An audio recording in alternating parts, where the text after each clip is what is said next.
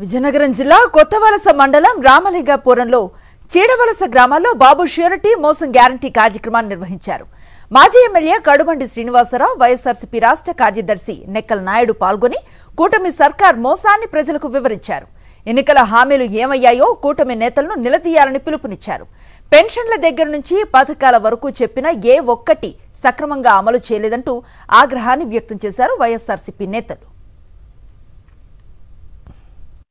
గత 5 సంవత్సరాల్లో జగన్మోహన్ రెడ్డి గారు ఇచ్చిన పథకాల కంటే ఇంకా మెరుగైన పథకాలు ఇస్తాము అంటూ ప్రచారంలో సూపర్ 6 అని ప్రజలందరికీ ఇచ్చిన హామీలు నెరవేర్చకుండా ఇప్పుడు సంవత్సరం అయింది. 2వ సంవత్సరం కూడా గడుస్తూ ఉంది. సో 1 సంవత్సరం ప్రజలు మీరు మోసం చేశారు, ఇంకా 2వ సంవత్సరం కూడా ఇంకా మోసం చేయడానికి మీరు సిద్ధంగా ఉన్నారని జగనన్న ఇచ్చిన పిలుపు మేరకు జూన్ 4వ తారీఖు నుంచి ప్రభుత్వాన్ని నిలదీసే కార్యక్రమం మొదలుపెట్టాం.